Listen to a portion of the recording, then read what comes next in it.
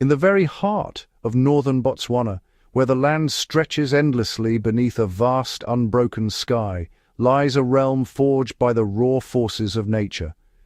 This is a place where the sun blazes mercilessly by day and the stars shimmer cold and distant by night, a land of breathtaking beauty and unforgiving extremes. This is Mombo, a sprawling wilderness untouched by time, where the pulse of life beats in the thunder of hooves and the silent prowl of predators. Here, there is no single ruler upon a throne, but rather a shifting tapestry of power, woven by the rise and fall of mighty animal dynasties. It is a savage kingdom, where every day is a relentless contest of strength, cunning, and survival. Predator and prey are locked in a perpetual dance, each moment charged with tension, every encounter a matter of life and death. The throne of this kingdom is not carved from stone or gold, but is defined by dominion over the land's most vital treasures, the waterholes that shimmer like jewels in the dust, the hunting grounds where the grass whispers with hidden movement, and the great herds of buffalo and zebra that migrate across the plains in search of sustenance. The seasons are the true architects of fate here.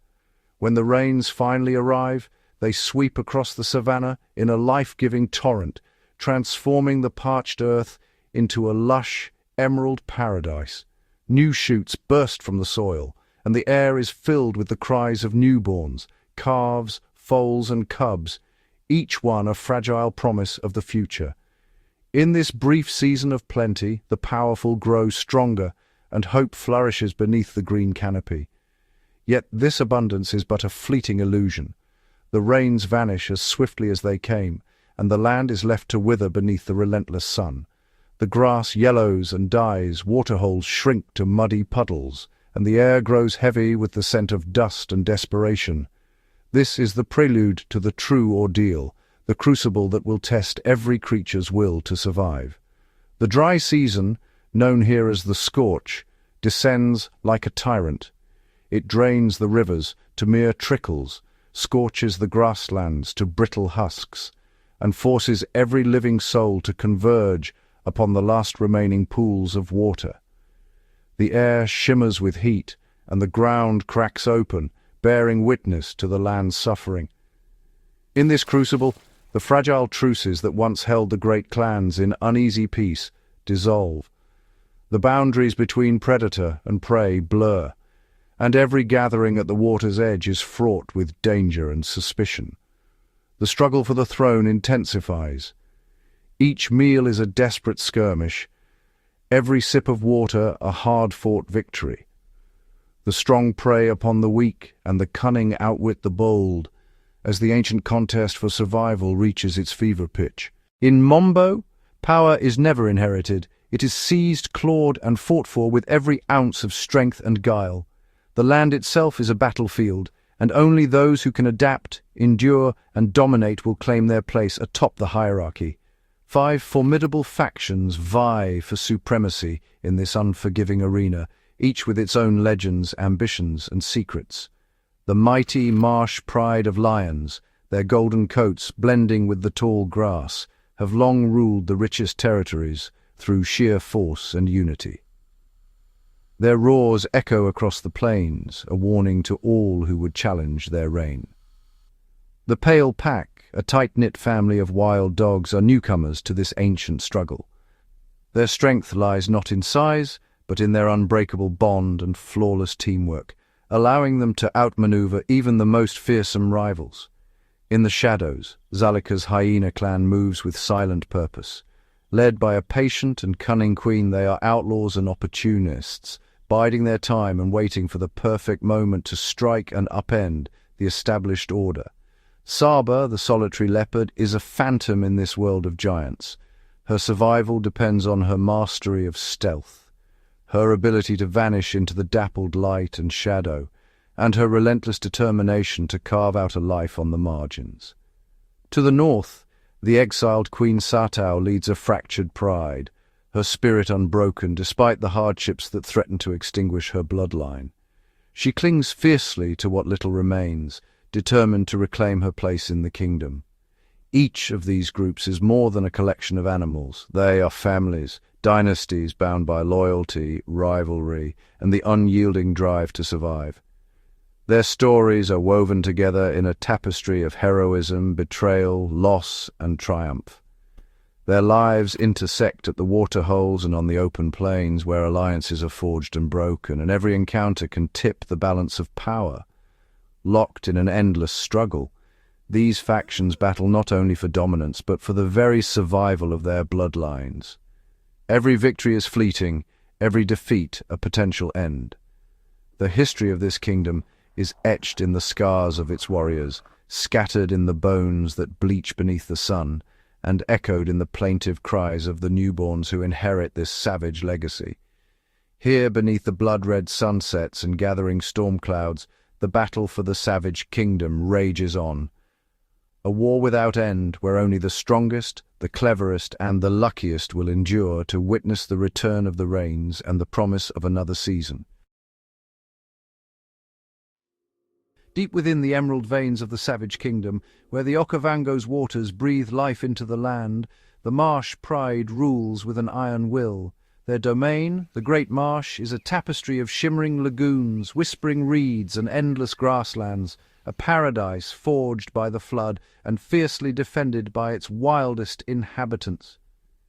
The Marsh Pride's power is absolute, their authority written in the thunder of their paws and the thunderous chorus of their roars.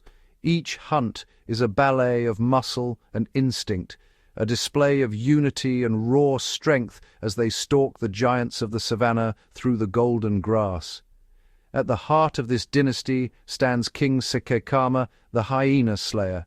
His mane, dark as the storm clouds that gather over the marsh, marks him as a lion of legend. Rivals, leopards, hyenas, even other lions watch from the shadows, their ambitions stifled by the mere sight of his imposing figure. Sekekama's reputation is carved in the bones of his enemies. He is a relentless guardian, a warrior whose fury is reserved for those who dare threaten his bloodline. The hyenas, cunning and numerous, are his most persistent adversaries. Yet time and again he scatters their ranks, his jaws stained with the proof of his title. At his side, Queen Matsumi reigns with quiet strength. She is the pride's heart, the mother of its future, and the strategist behind every hunt. Together they lead a formidable family. Lionesses, sisters, daughters, and sons, each one a vital thread in the tapestry of survival. Their specialty is the hunt for Cape buffalo, the titans of the grasslands. These battles are epic, the air thick with dust and the bellowing of prey and predator alike. When the pride succeeds, the reward is a feast that sustains them for days, bones scattered across the marsh as silent monuments to their prowess. Yet beneath the golden age of their reign, tension simmers. Young males, restless and ambitious, test the boundaries of the pride. Sekekama, ever vigilant, sees not sons but rivals in the making.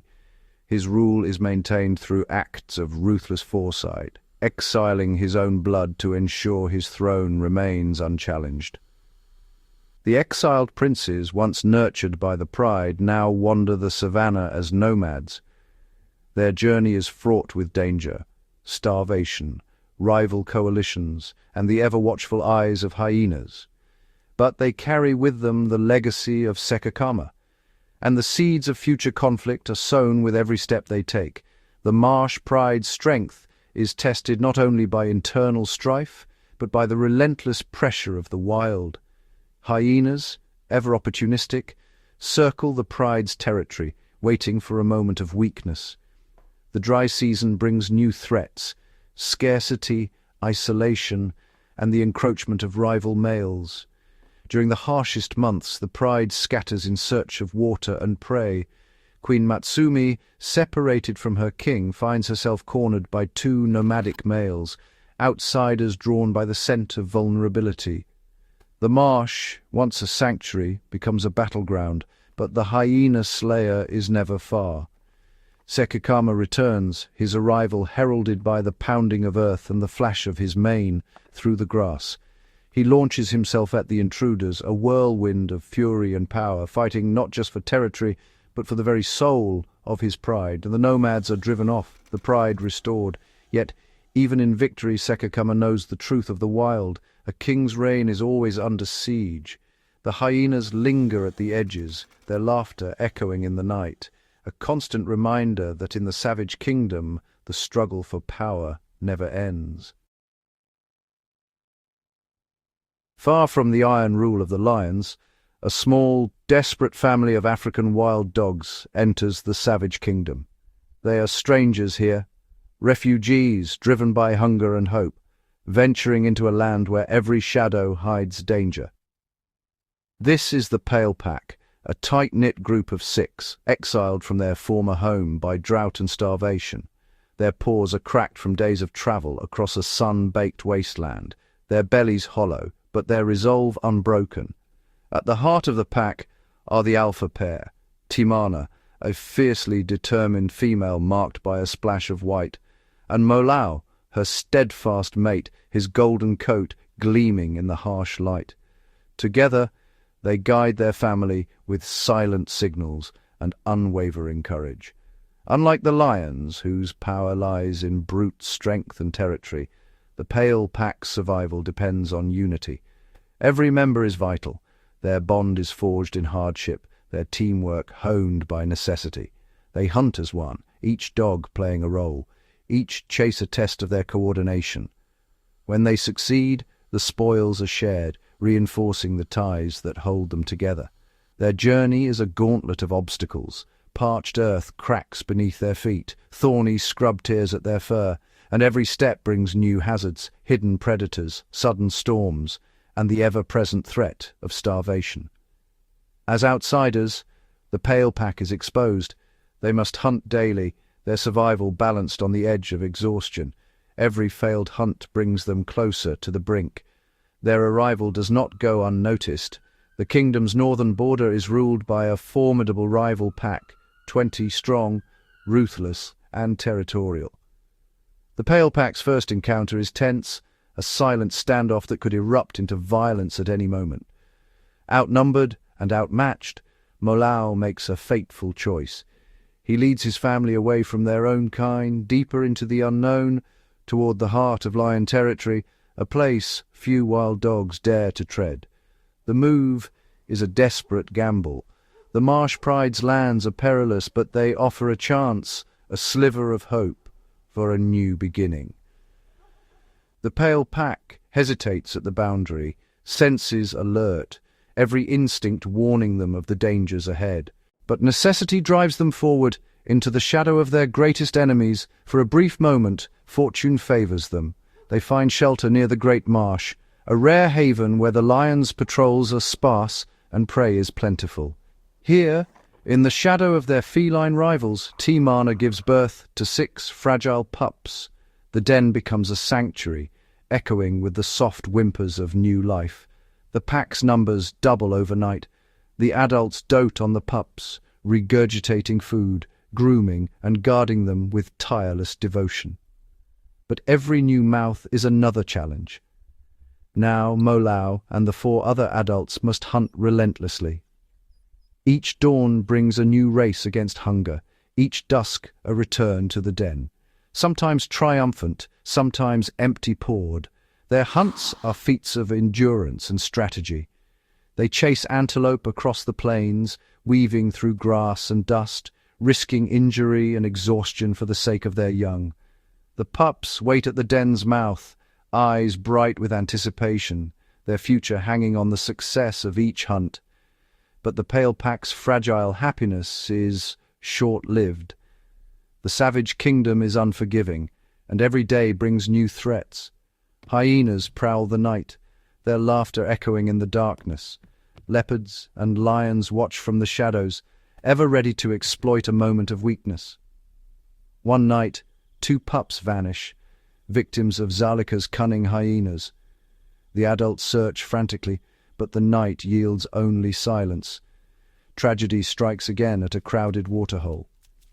In the chaos of giant feet and shrinking space, another pup is lost, trampled by elephants, a casualty of the struggle for water.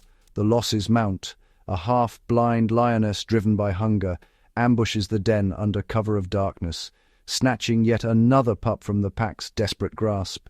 Grief hangs heavy over the pale pack. Their dream of a new dynasty is battered by relentless loss, their hope tested by the savage realities of this kingdom.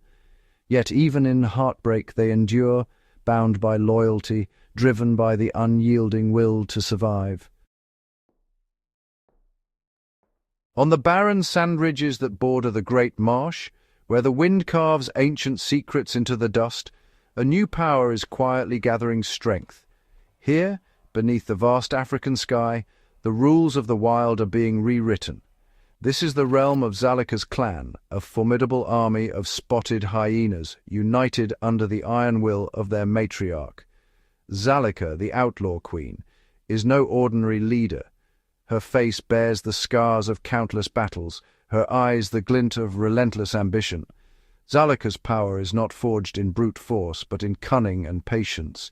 She has built a sisterhood of loyal followers, raising them on the scraps scavenged from the mighty Marsh Pride's kills.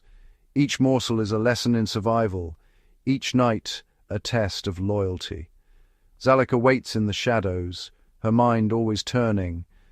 She studies the lions, learning their strengths and, more importantly, their weaknesses. Her ultimate ambition is nothing short of a revolution, to overthrow the lions and claim the fertile marshlands for her own. Every move Zalika makes is calculated. She teaches her clan to move as one, silent, invisible, unstoppable. In the chaos of the kingdom she finds opportunity, exploiting every distraction, every moment of disorder. Zalika is a master tactician. She observes the wild dog packs, memorizing their hunting patterns, then leads her clan in perfectly timed raids. With each stolen kill, her army grows bolder, their confidence swelling like the river after the rains. No longer mere scavengers, Zalika's hyenas become a force to be reckoned with. Their dominance is felt across the savannah, their laughter echoing through the night. Zalika's gaze turns north to the fractured pride of Queen Sutau, a lion pride weakened by the absence of a king. Sensing vulnerability, Zalika leads a daring assault. Her clan surges forward, overwhelming Satau's family, and seizing a hard-won kill. It is a decisive victory, a bold statement that the balance of power is shifting. As the dry season tightens its grip, the land grows harsh and unforgiving. While other predators struggle, Zalika's clan thrives, feasting on the carcasses that litter the scorched earth. The chaos of the scorch is a golden opportunity for the Outlaw Queen and her growing army. Yet, even in triumph, tragedy strikes. Zalika's eldest daughter, her chosen heir, grows reckless with newfound power. In a desperate clash with the Pale Pack, the young princess is killed, her boldness costing her life. The loss is devastating. Zalika's grief is a storm, her resolve now hardened into steel. Vengeance becomes her new purpose. When she discovers the Marsh Pride scattered and their king absent, Zalika knows her moment has come. Fueled by loss and fury, she rallies her entire army for a final, decisive assault. At dawn, the ground trembles as Zalika's clan charges through the dust. The battle that follows is fierce and unforgettable, a clash of titans that will forever alter the fate of the kingdom. In the wild heart of Africa, the Outlaw Queen rises, her legend written in tooth and claw. While the thunder of lions and hyenas echoes across the open plains, a different, more elusive force glides through the darkness, unseen, unheard, yet ever present. This is the realm of Saba, the Leopard, an enigma cloaked in dappled gold and shadow. She is the phantom assassin, a solitary huntress whose every movement is calculated, every step a whisper on the wind. Saba weaves through the trees like a living shadow, her presence betrayed only by the faintest rustle of leaves. Her throne is Leopard Rock, a fortress of stone rising above the tangled wilderness, a vantage point from which she commands her secretive domain. Unlike the roaring monarchs of the plains, Saba rules alone. Her power is not in numbers, but in the art of vanishing, in the patience of a silent stalk. Yet even the most elusive must answer the call of legacy. Saba's solitary world is pierced by the cries of her newborn cubs. She brings forth 2 cubs into the shadows, a daring daughter already drawn to the unknown, and a cautious son, Neo, who clings to the safety of his mother's side. For a fleeting moment, Saba's world is filled with the gentle rituals of motherhood, grooming, guarding, teaching. She imparts the secrets of the hunt, the language of silence, the patience of the perfect ambush. Each lesson is a dance of shadows, a rehearsal for survival in a world ruled by tooth and claw. But the savage kingdom is merciless. Danger lurks in every whisper of grass, every shifting shadow. One day, as Saba slips into the dusk to hunt, her daughter's curiosity leads her beyond the den's safety. Tragedy descends in silence. The young cub's life is stolen away, her promise extinguished before it can bloom. The den falls quiet, the shadows deepening with loss. The scent of Matsumi, the lioness, lingers, a chilling reminder that even the most secret places offer no sanctuary. With her legacy halved in a heartbeat, Saba's instincts sharpen to a razor's edge. Every sense is tuned to danger, every muscle ready to defend Neo. The loss of her daughter transforms her into a living shield, her only mission now: keep Neo alive. She abandons the exposed heights of Leopard Rock and slips away to a hidden refuge, a remote sand ridge, veiled by distance and silence. Her universe contracts to a single point: Neo's survival.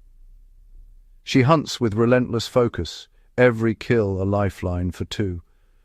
The dry season tightens its grip, the land cracking beneath a merciless sun. Predators and peril multiply, forcing Saba to vanish deeper into the labyrinth of brush and shadow. The scorch arrives, a season of hunger and heat where only the most cunning endure. Saba's mind becomes her greatest weapon. She adapts, invents, and survives where others falter. The world empties, prey vanishes, and the silence grows heavy. Rivals like torn ear, gaunt and desperate, fall to the drought's cruelty. But Saba endures, her spirit unbroken. In a moment of brilliance she uncovers a secret cache of life: catfish trapped in the shrinking mud of a dying waterhole. The mud, cracked and sun-baked, conceals a feast for those clever enough to see. Saba's jaws close on wriggling catfish, unexpected bounty in a land of famine. This windfall sustains her and Neo, a lifeline spun from ingenuity and instinct. In the harshest drought, the phantom assassin and her heir endure, fed by the secrets only the shadows reveal. In the Savage Kingdom, it is not always the strongest who survive, but those who master the art of the unseen, the true rulers of the night. In the far-flung northern reaches of the Savage Kingdom, the sun rises over a land ruled not by men, but by the ancient laws of animal society.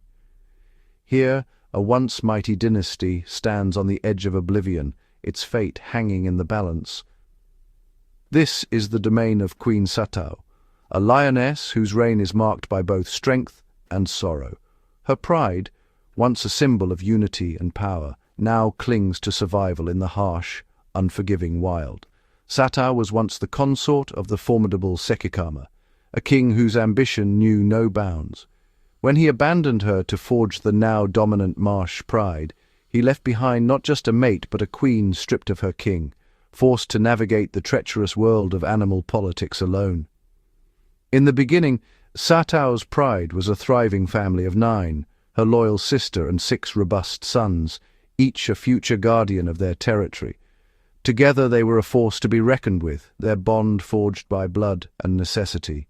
They ruled the north with quiet authority, their presence a warning to all who dared encroach upon their land.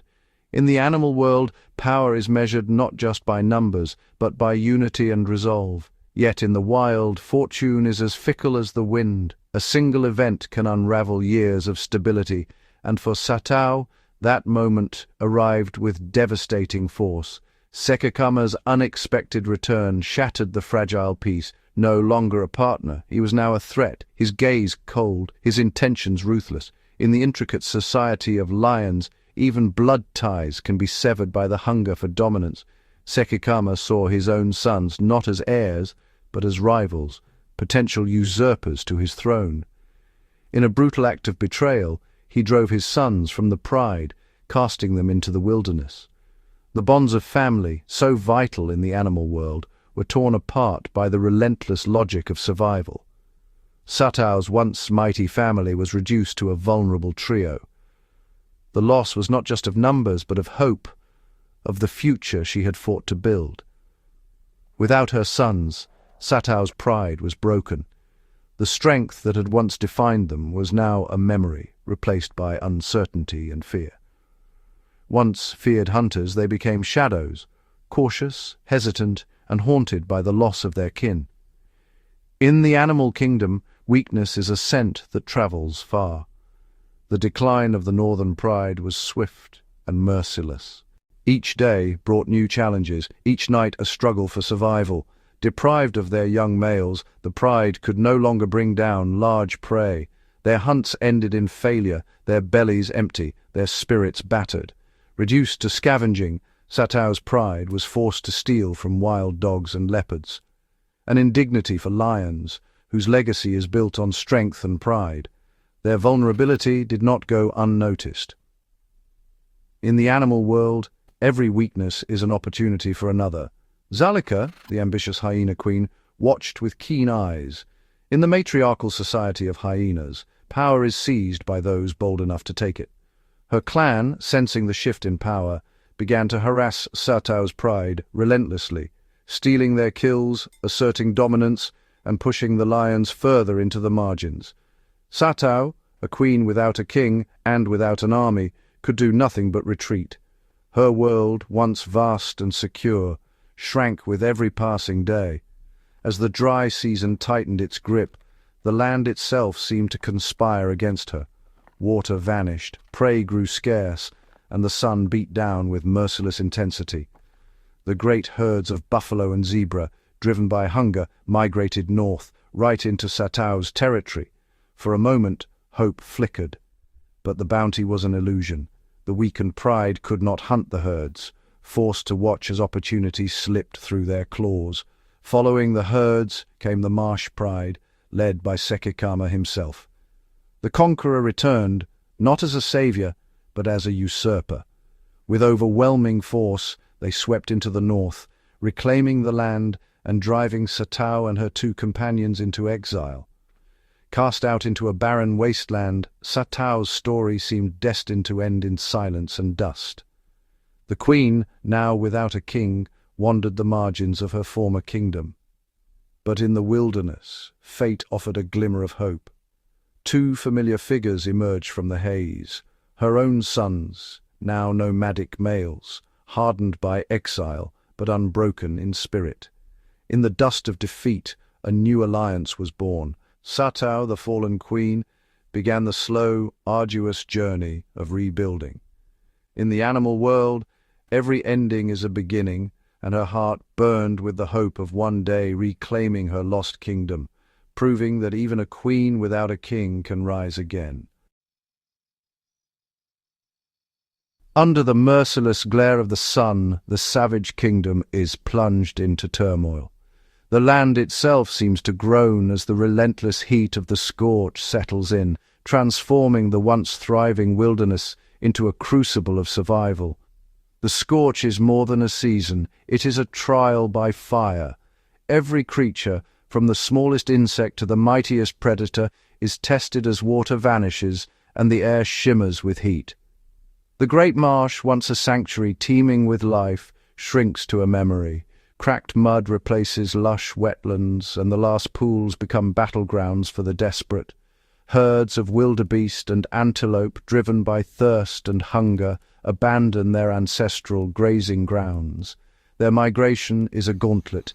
Dust clouds rise as hooves pound the brittle earth, and every step is a gamble between life and death. At the few remaining waterholes, alliances fracture and ancient rivalries ignite.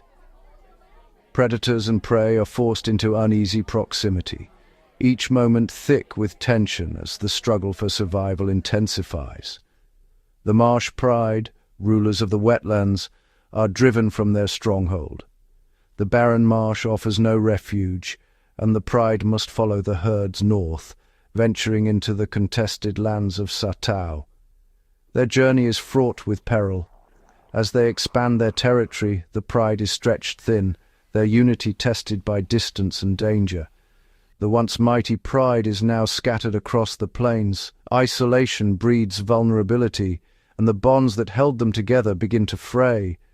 Queen Matsumi, separated from her kin, faces the kingdom's dangers alone. Predators circle, sensing weakness, and the Pride's leaders are drawn away from their heartland, leaving the family exposed. The Marsh Pride's strength, once formidable, is now diluted. Rivals watch from the shadows, ready to exploit every weakness. The pale pack of wild dogs faces a crisis of their own. The drought is merciless, and every hunt is a desperate gamble. Waterholes become arenas of chaos. Elephants, buffalo, wild dogs, and lions converge, their fates entwined by necessity. Tensions erupt as thirst overrides caution. The wild dog's den, once a sanctuary, is now a beacon for danger. Hungry eyes watch from the shadows, waiting for a moment of weakness. Tragedy strikes as hyenas and a wandering lion descend upon the den. Pups are lost in the chaos, the pack's future slipping away with each attack. Night brings no respite.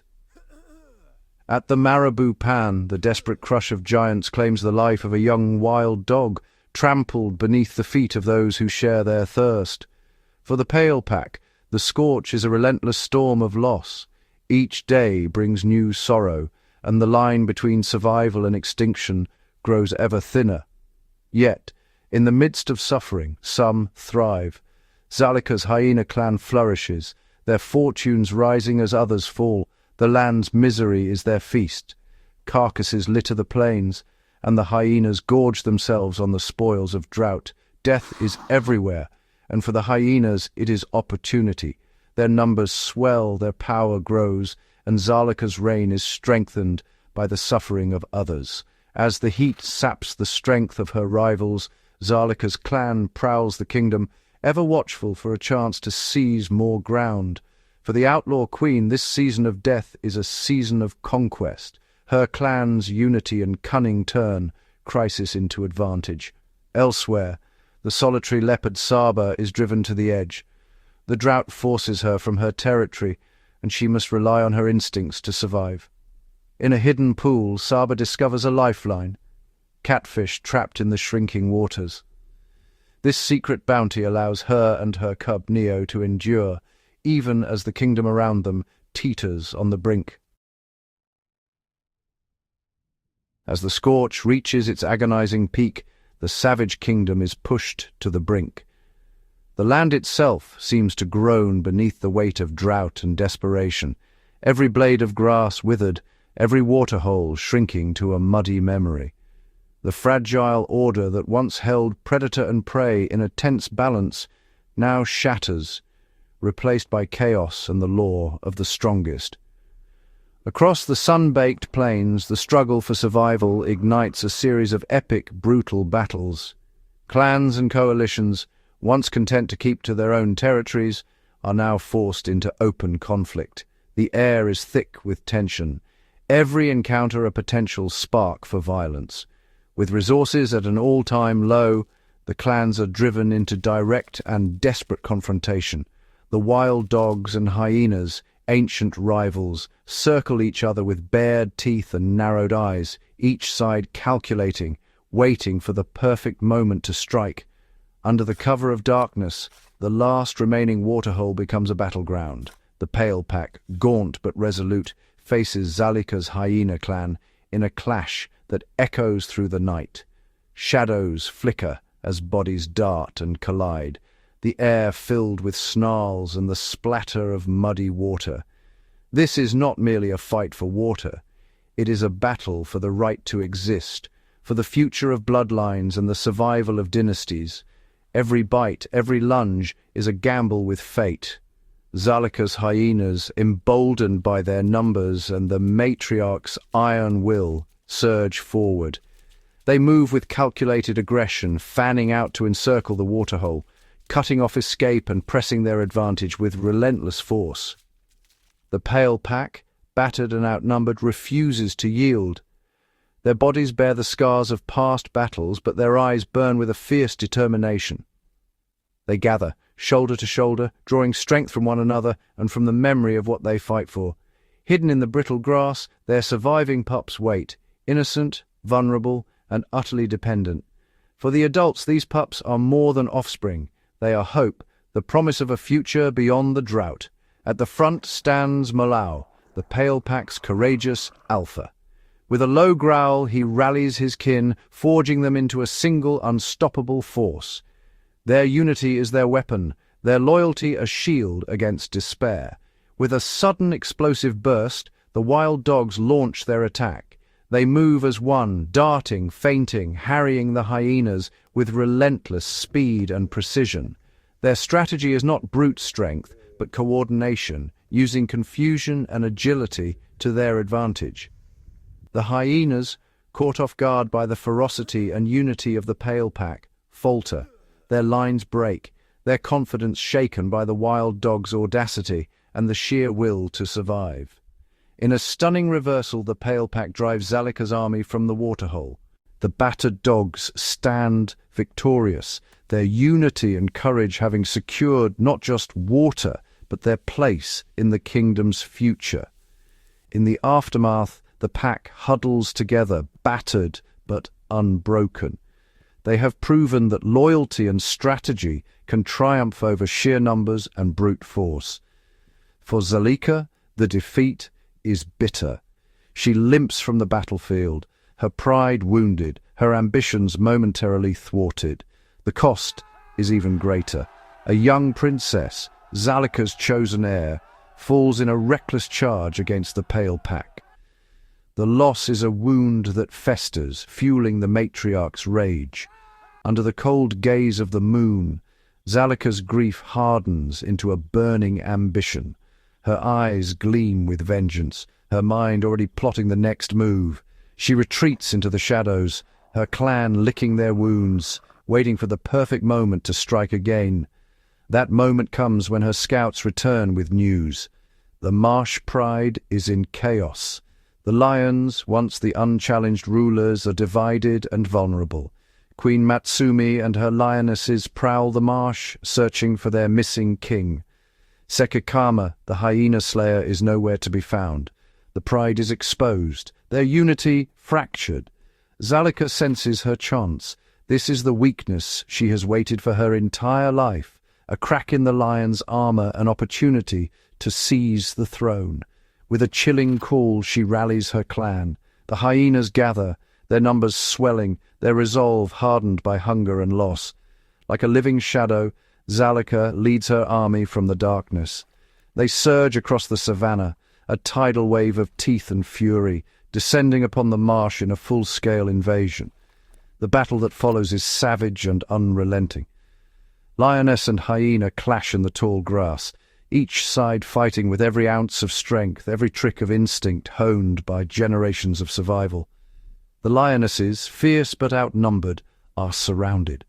The hyena sisterhood, united and ruthless, presses their advantage, overwhelming the pride with coordinated attacks and relentless pressure.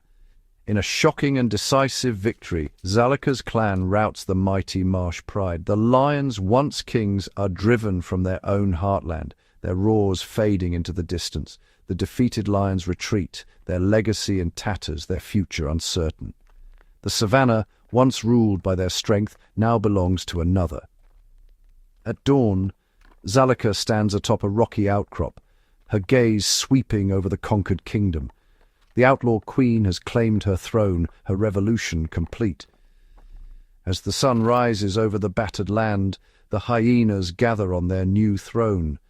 The savage kingdom has been transformed by blood and strategy, and the hyenas now rule the dying land. As the first rays of sunlight pierce the horizon, the African savanna awakens beneath a golden haze. The dust of battle settles, but the air is thick with anticipation. A kingdom forever changed, yet never at rest. Zalika's revolution has shattered the old order, scattering the Marsh Pride and leaving the land raw and unsettled. The promise of peace is fleeting. In its place, a new struggle brews beneath the surface. Across the plains, every creature senses the shift. The endless war for survival has entered a new chapter, and the wild is alive with both hope and uncertainty. The once mighty Marsh Pride, now scattered and humbled, wanders the open grasslands, each step a reminder of their lost glory, each breath a vow to reclaim what was taken. King Sekakama, battered but unbroken, gathers his fractured pride. The challenge before him is immense, to rise from defeat and face an enemy more entrenched than ever. His reign, once thought unassailable, now teeters on the edge. Vulnerability shadows his every move, but so does a fierce determination. The Hyena Slayer faces a new war, one that will test his strength, his cunning, and the very spirit of his pride. Meanwhile, the Pale Pact stands united, forged by fire and adversity. Their resilience is their greatest weapon, their unity their shield. Against all odds, they have survived the scorch and the hyena onslaught, securing a fragile future for their 3 surviving pups, a beacon of hope in a perilous world. Through grit and unity, the Pale Pack has transformed from desperate wanderers into a dynasty respected by all who roam these plains. Their triumph at the waterhole is more than survival. It is a proclamation. A new power has taken root in Mombo, and the wild listens. Yet with every victory comes new threats. The Pale Pack's growing strength draws the eyes of rivals, and the land itself remains unpredictable and dangerous. In the barren wilderness, exiles gather.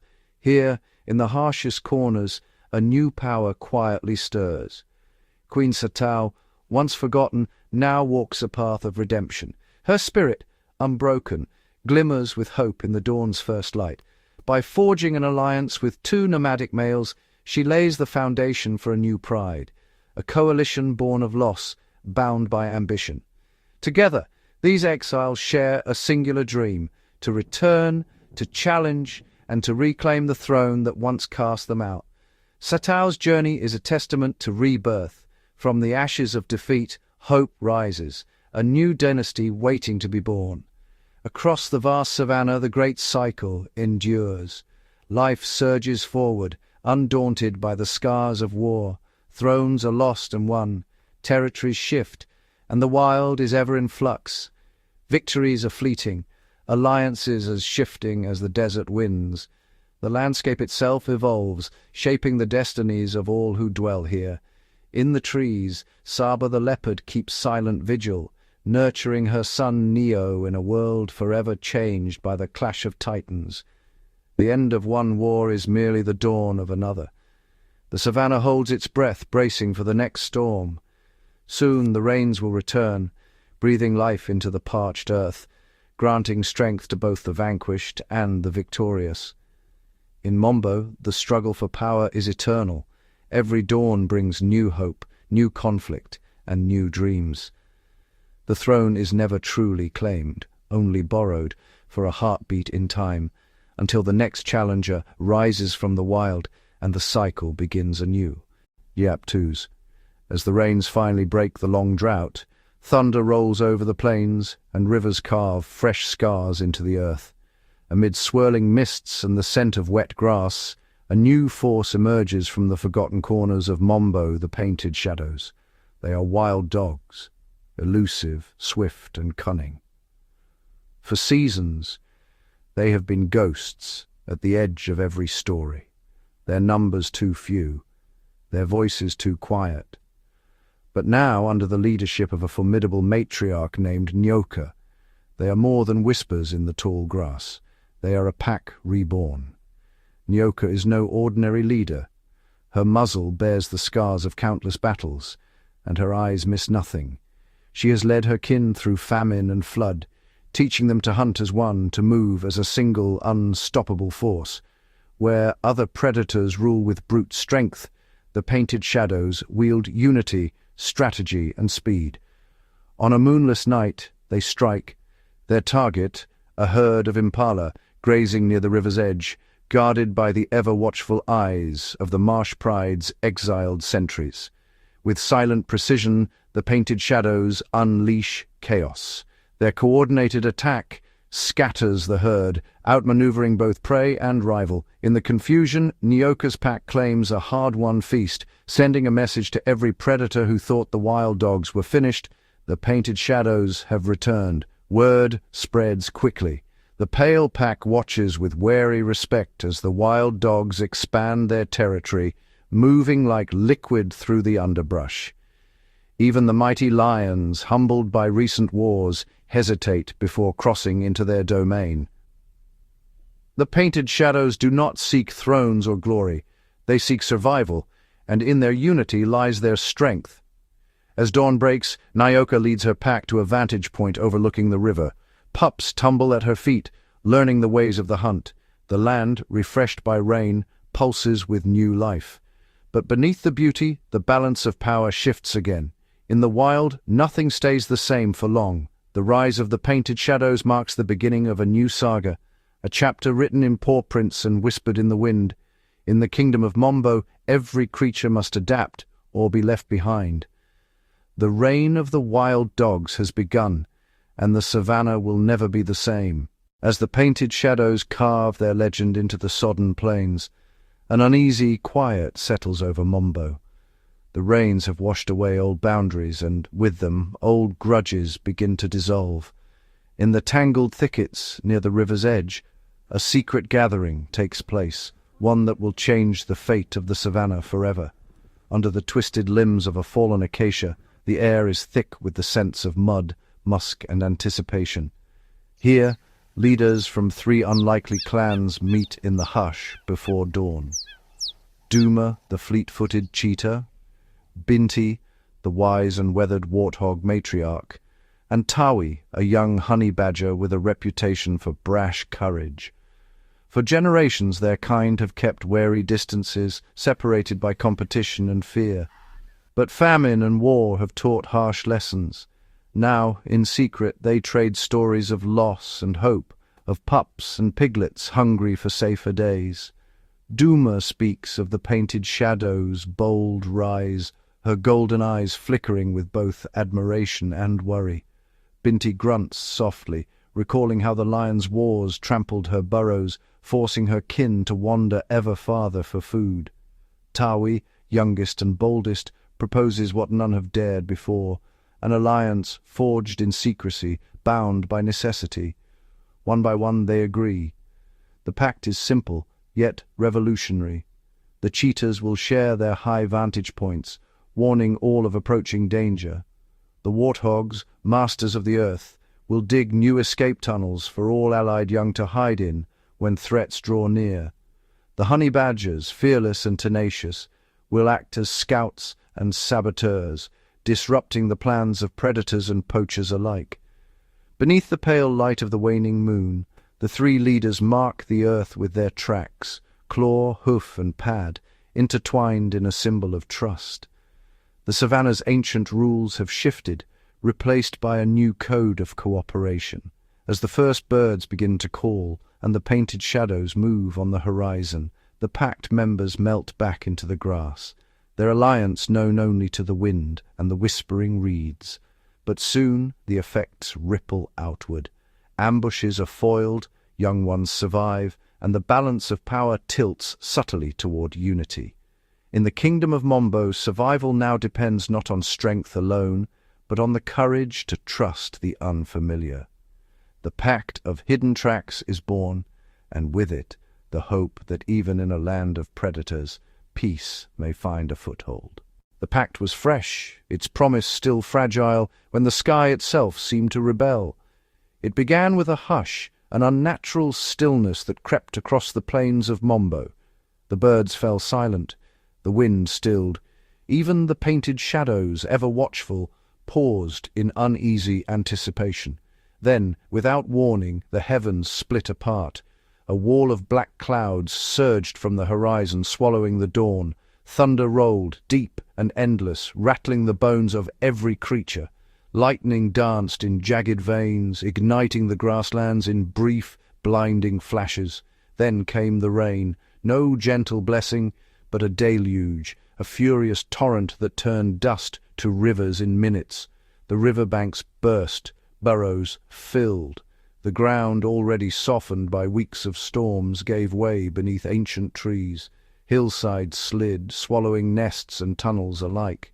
The savannah became a churning sea of mud and debris. Panic erupted.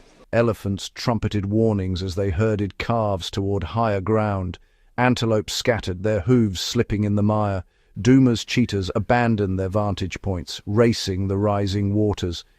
Binti's warthogs dug desperately, but the earth collapsed around them, forcing mothers to carry piglets in their jaws.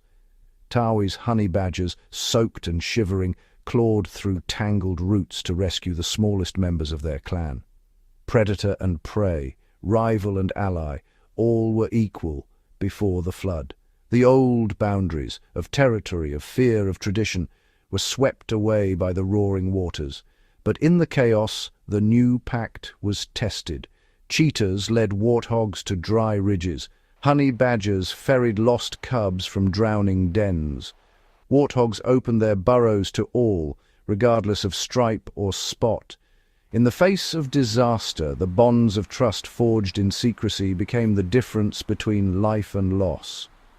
When at last the storm relented, the savannah was transformed. Paths were erased, landmarks vanished. The survivors emerged, trembling but together, blinking in the strange light of a world remade. The catastrophe left scars, but also something unexpected, a shared story of survival. In the mud and debris, new seeds took root, and beneath the battered acacia the mark of claw, hoof and pad endured, proof that even when the sky tears open, unity can outlast the storm. As the battered savannah breathed in the damp hush after the deluge, an ancient rhythm stirred beneath the mud-caked earth. For generations, the tales of the storm lion, Nkosi, the mane of thunder, had faded into myth, whispered only in the restless dark. But on this day, as the sun struggled to pierce the tattered clouds, the silence was broken by a sound that rippled through every trembling heart, a roar, deep as the river, fierce as the rain. Nkosi emerged from the shadowed edge of the flooded forest, his coat streaked with silver scars, his mane bristling with the charge of storms. The land itself seemed to hush in awe. Antelope froze mid-step. Cheetahs crouched low, ears flat. Even the painted shadows, masters of secrecy, melted into the tall grass, eyes wide with ancient recognition. No challenger stepped forth as Nkosi strode across the ruined plain. His paws pressed deep into the sodden earth, marking a path where grass would someday grow again. The air shimmered with old power, the kind that once bound predator and prey to the same fate beneath the same sky. He paused atop a fallen acacia, surveying the changed world. The river, swollen and wild, cut new scars through the land. Old trails vanished, but new ones glistened in the morning light. Nkosi's gaze swept over the survivors, warthogs, honey badgers, cheetahs, and more, each carrying the scent of fear and resilience. With a single rumbling call, he summoned the memory of unity. The Pact, tested by storm, now faced a new trial. The return of the king, who once ruled by might, now walking in a land shaped by mercy. Would they follow the old ways or forge something new beneath his watchful eyes? As the storm lion reclaimed his throne, not of stone or bone, but of battered earth and shared hope, the savannah trembled, not with fear, but with the promise of another chapter. In his shadow, alliances would be tested, destinies rewritten, and the legend of Nkosi would grow, echoing across the plains long after the storm's last whisper faded. As dawn crept over the battered savannah, the air shimmered with more than just the memory of rain. In the hush that followed Nkosi's return, a different kind of energy coursed through the grasslands, a restless anticipation pulsing in the veins of the young. Beneath the twisted limbs of a marula tree, 3 cheetah siblings crouched low, their amber eyes fixed on the horizon. Quito, the eldest, bore a jagged tear on his ear, a mark from a hyena skirmish weeks past. He spoke in hushed clicks, outlining new patrol routes along the river's unpredictable course. His sister, Sefu, nimble and sharp-eyed, mapped out watering holes where alliances could be forged, her tail flicking with nervous excitement. The youngest, Penda, practiced silent sprints between the shadows, his muscles coiling with the promise of speed and the burden of responsibility. Nearby, the painted shadows gathered in a circle, their pelts smeared with fresh ochre. The youngest among them, a lithe female named Zuri, listened as the elders recounted the laws of secrecy and survival. Today, though, the words felt heavier. Zuri's gaze flicked toward the distant acacia where Nkosi had stood, and she wondered aloud if old secrets could protect them from new dangers.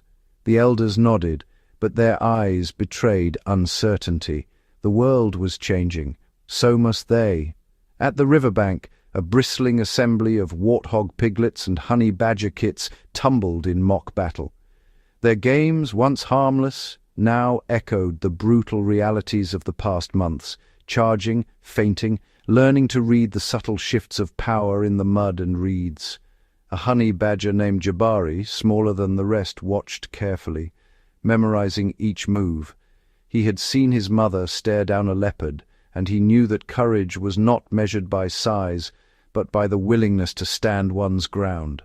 Above them all, a young vulture circled, her wings catching the new light. She watched the fractured herds and scattered prides, noting who gathered, who lingered, who dared to dream of peace. She would carry these stories on the wind, a silent herald of the next era. As the sun climbed higher, the savannah's next generation met in secret clearings, under thorny shadows and along the river's edge. They spoke in whispers and promises, forging their own pacts. Some swore to uphold the unity summoned by Nkosi's roar. Others questioned if mercy could shield them from the hunger that always followed peace. In their hearts, the lessons of the storm and the storm lion echoed. The old world was gone, swept away by flood and fury. In its place, the heirs of the broken plains, prepared for what would come.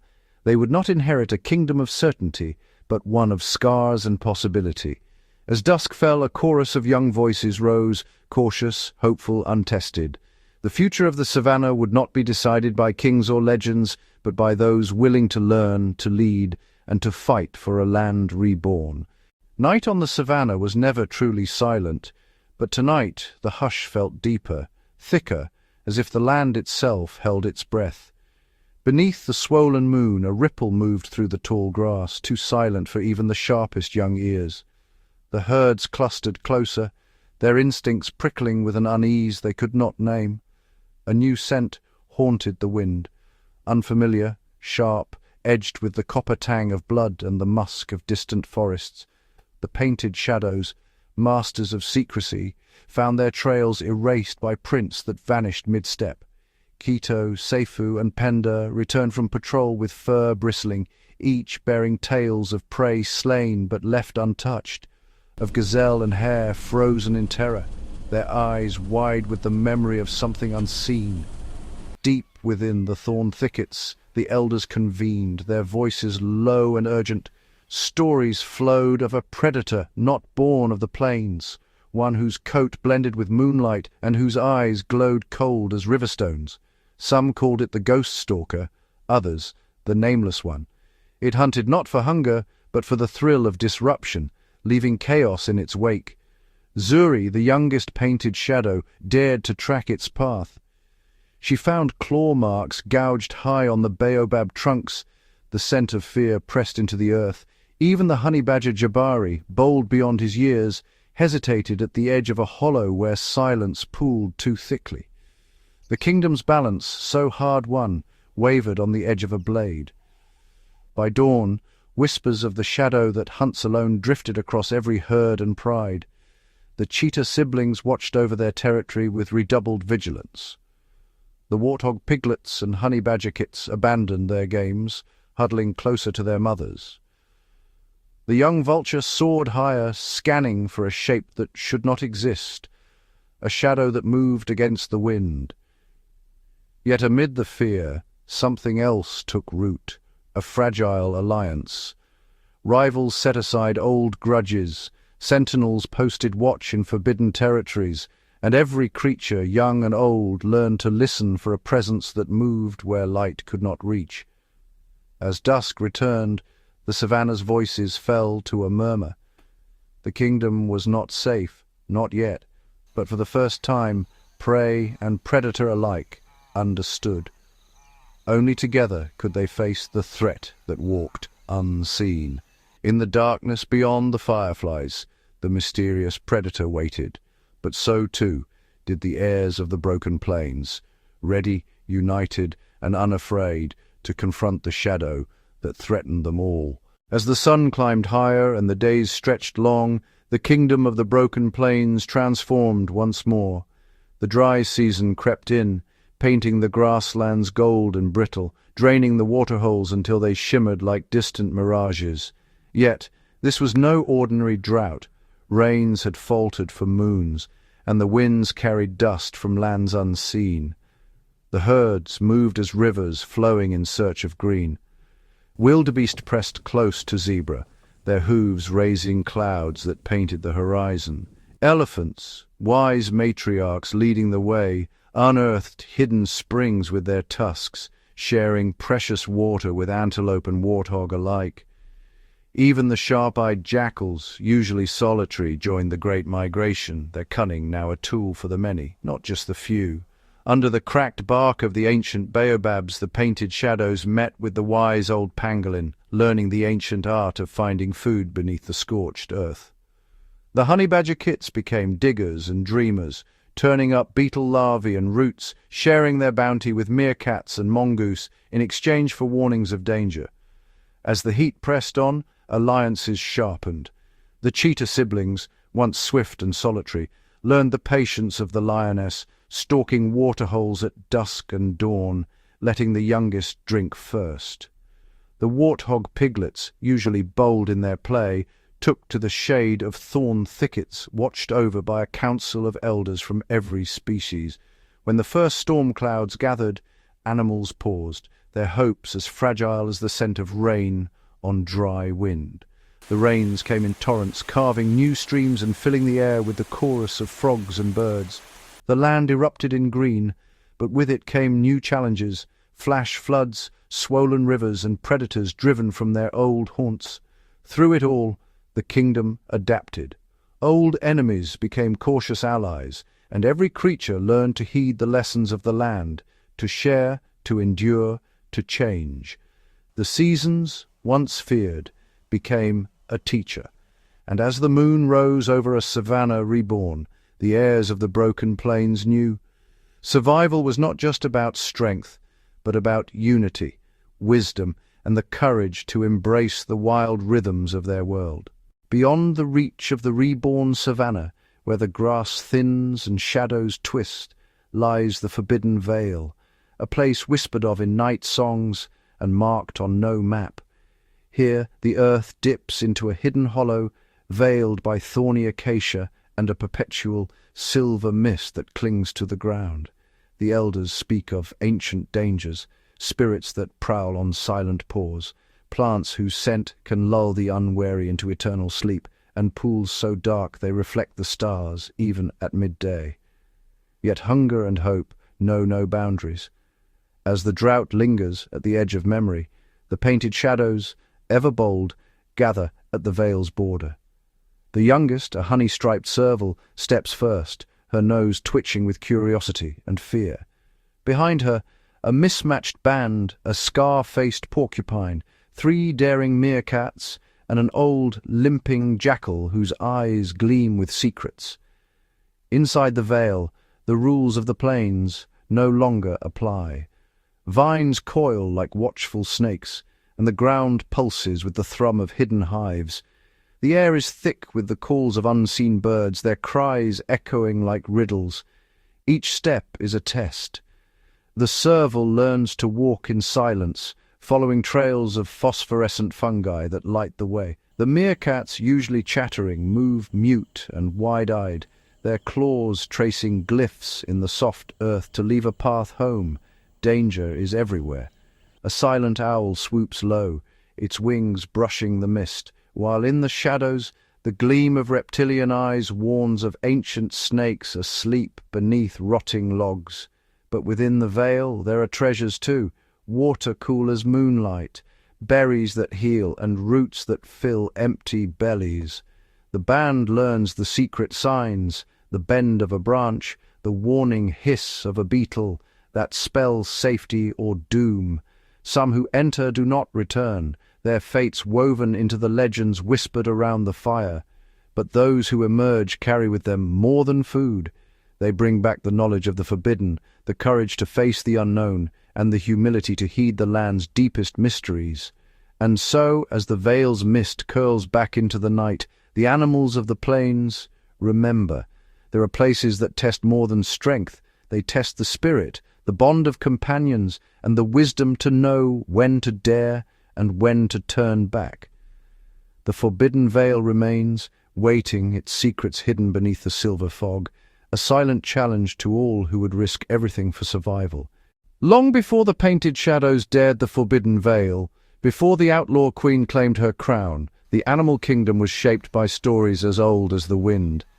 In the hush before dawn, when the stars still glimmer above the broken plains, the elders gather, wildebeest with greying muzzles, owls with moonlit eyes, and tortoises whose shells bear the scars of centuries. Around them, the young listen, wide-eyed, as ancient legends unravel like smoke in the cool air. There is the tale of the first hunt, when the world was new and the sun had not yet chosen its path. In those days, Lion was not king, but a shy cub, guided by the wisdom of Weaver Bird, who taught him that power is nothing without patience. It was Weaver Bird who showed Lion how to wait in the tall grass, eyes low, heart steady, lessons that echo in every silent stalk across the savannah.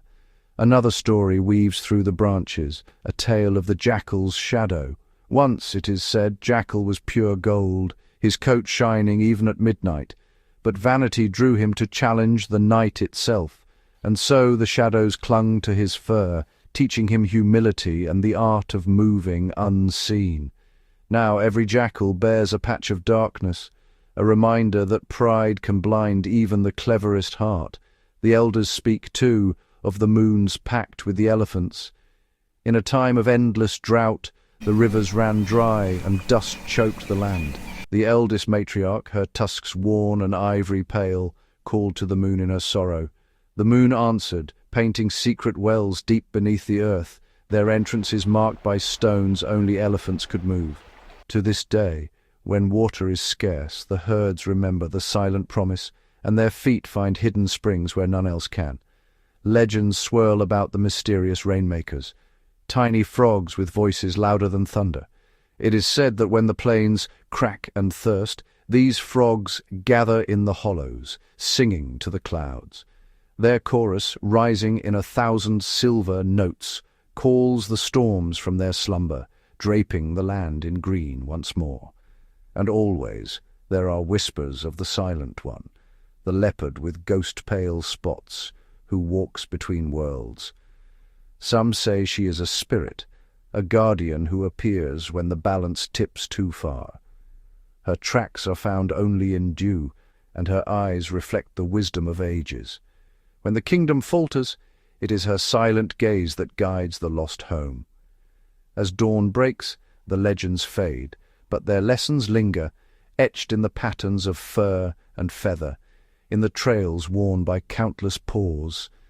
In every hunt, every migration, every quiet act of kindness or courage, the ancient myths live on, shaping each new generation. For in this kingdom, history is not written in books, but in the stories, carried by the wind, remembered by the old, and lived anew by the young. The plains may change, and rulers may rise and fall, but the legends endure, binding the animal kingdom together, a tapestry of memory and hope, forever woven in fur and feather. As the last echoes of legend fade with the morning mist, a restless energy stirs across the plains.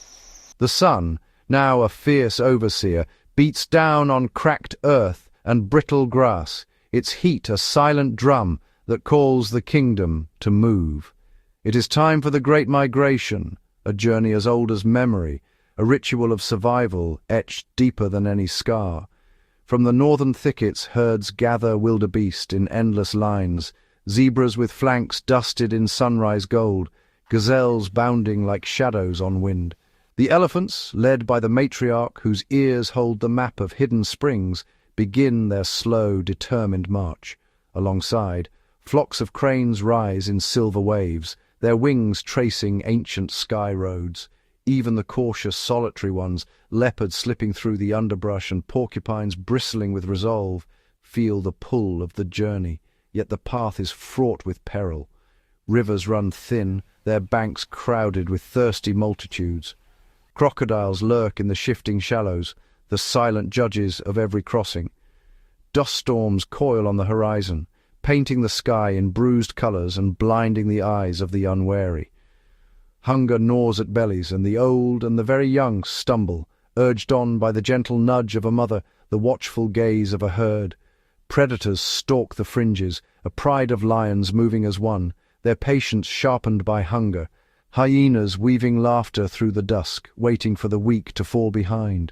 The air is thick with the scent of fear and hope, the songs of birds rising above the lowing of cattle, the trumpeting of elephants, the whisper of thousands of hooves. But in every hardship there is unity. Wildebeest form living walls to shield their calves. Elephants pause to pull a fallen companion from the mud, their trunks entwined in silent promise. Even rivals share the fleeting shade of a lone acacia, bound by thirst and the knowledge that survival is not won alone. Night falls and the stars chart the way. In the hush the elders recall the legends of rivers that once flowed like silver serpents, of storms that quenched the world in a single breath. These stories fuel weary legs, reminding the young that every journey, no matter how treacherous, is a thread in the kingdom's tapestry. At last, when hope thins to a whisper, the scent of rain drifts on the breeze, the ground softens, green shoots unfurl, and the herds surge forward, voices lifted in triumph. For now, water and life return, and the kingdom breathes anew. The great migration ends where it began, in the promise of another dawn, another season, another story. And in the silence that follows, the plains remember, survival is not just the fate of the strongest, but the song of many hearts beating as one.